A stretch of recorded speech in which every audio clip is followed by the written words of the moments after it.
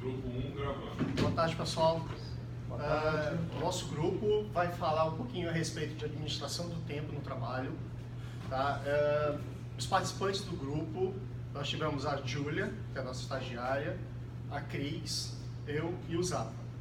Tá? Então, o primeiro enfoque que a gente queria trazer para vocês é uma reflexão a respeito do que é essa divisão do tempo, o que é essa gestão de tempo de trabalho.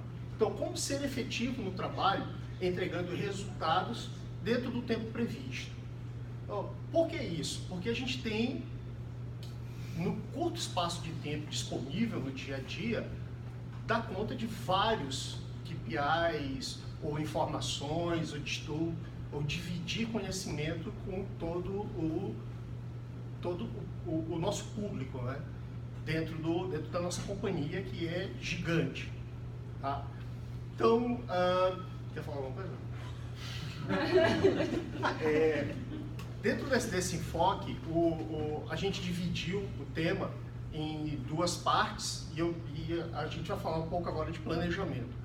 Dentro do ciclo do PDCA, a gente tem que gastar um tempo enorme com planejamento. Senão esse planejamento não vai ser efetivo para a gente conseguir alcançar os resultados. E essa divisão de atividades tem que passar por enfoques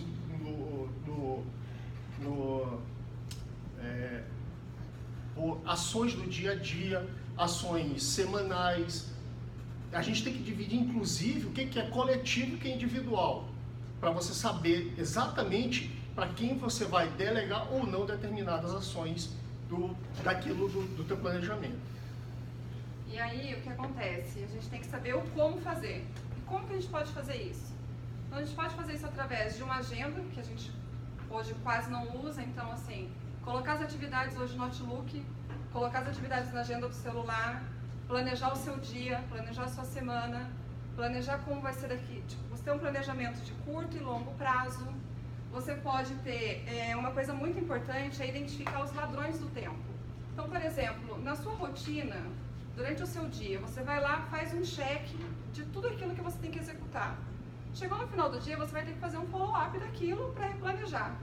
E dentro desse replanejamento, você tem que ter a capacidade de identificar o que falhou no seu dia, o que deu problema no seu dia, o que impactou para você perder tempo e não conseguir executar todas as atividades. E aí o Zava tem algumas dicas.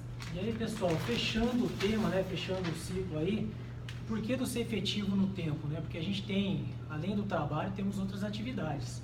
Temos nossa família, temos nossos hobbies, temos que estudar fora daqui, temos N outras coisas que a gente tem que fazer além do trabalho. Nossa vida não é somente o trabalho. Então a Cris já foi lá, o Pedro já explicou, a Cris já disse que a gente tem que fazer um planejamento diário, porque é aquela coisa, você tem situações que te matam no dia, tem situações que te matam em uma semana, situações que te matam daqui a um mês e daqui a um ano.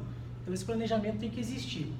E feito aquilo, você tem que observar sempre o coletivo e o individual.